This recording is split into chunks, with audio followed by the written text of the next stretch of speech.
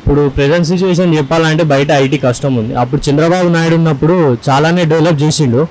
ఇప్పుడు అక్కడ కూడా చంద్రబాబు నాయుడు వచ్చారు కాబట్టి నా ఒపీనియన్ ప్రకారం అక్కడ ఐటీ కంపల్సరీ డెవలప్ అవుతుంది. అండ్ వన్ మోర్ థింగ్, ఇప్పుడు మన హైదరాబాద్లో చూస్తే ఆల్మోస్ట్ ఆంధ్ర వాళ్ళే అక్కడ నుంచి వచ్చి ఇక్కడ ఇమిగ్రేట్ అయ్యారు. సో ఇప్పుడు చంద్రబాబు వచ్చాడు కాబట్టి అక్కడ డెవలప్ ఉంటుంది. కాబట్టి ఇక్కడ కూడా మనకి ప్రెజెంట్ ఐటీ సిచ్యువేషన్ టఫ్ ఉంది. వీళ్ళు అక్కడికి వెళ్తే అక్కడ డెవలప్మెంట్ ప్రకారం వాళ్ళు సెట్ అవుతుంది. ప్లస్ ఇక్కడ మనకు కూడా చాలా వేకెన్సీస్ దొరకొచ్చే అవకాశాలు ఉంటాయి. అండ్ అయితే గతంలో ఉమ్మడి ఆంధ్రప్రదేశ్గా ఉన్నప్పుడు చంద్రబాబు గారు సీఎంగా ఉన్నప్పుడు ఇక్కడ ఇంతో కొంత సైబర్ టవర్ కానివ్వండి, ఇంకా కొన్ని కంపెనీలు కావండి, ఐటీ విషయంలో డెవలప్ జరిగింది, ఐటీ రంగం అభివృద్ధి చెంది అని అంటే దానికి కారణం ఇప్పటికీ చంద్రబాబు గారే అని చెప్పి ఒక పేరైతే ఉంది. మరి ఇప్పుడు అక్కడ ఆంధ్రప్రదేశ్లో ఇప్పుడు వాళ్ళ ప్రభుత్వం ఉంది కాబట్టి అక్కడ ఐటీ కంపెనీలు వస్తే డెవలప్మెంట్ అనేది జరిగితే ఇక్కడ ఉన్న ఏపీ వాళ్ళు అక్కడికి స్థానికంగా వెళ్ళే అవకాశం ఉందనుకోవచ్చు. కంపల్సరీ డెఫినెట్లీ వెళ్తారు.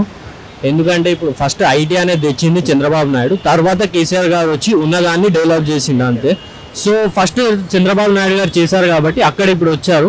సో ఐ థింక్ డెఫినెట్లీ నేను ఒకటి చెప్పగలను, అక్కడ ఐటీ కంపల్సరీ డెవలప్ అవుతుంది. అండ్ ఇక్కడ నుంచి ఎవరైతే వచ్చారో మైగ్రేట్ అయ్యారో మళ్ళీ వాళ్ళు అక్కడికి సొంత జిల్లాలో వర్క్ చేసుకోవచ్చు.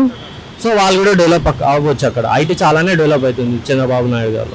అంటే గతంలో చంద్రబాబు గారు చేసిన ఈ డెవలప్మెంట్ని బీఆర్ఎస్ పార్టీ 2 సార్లు అధికారంలో ఉండి కేటీఆర్ గారు ఆ డెవలప్మెంట్ని ఇంకింత అభివృద్ధి చేసిందని అనుకోవచ్చా ఈ 10 ఏళ్లలో? అవును, డెఫినెట్లీ ఫస్ట్ తెచ్చింది చంద్రబాబు నాయుడే. అయితే కేటీఆర్ గారు మన IT minister, previous IT minister, తను ఉన్నదాన్ని డెవలప్ చేశాడు. తను కొత్తగా ఇచ్చిందంటే తను స్టార్ట్ చేశాక దాన్ని డెవలప్ చేశాడు. దాని ప్రకారంగా చూస్తే ఫస్ట్ టైం చేసిన చంద్రబాబు నాయుడు గారు అవుతారు.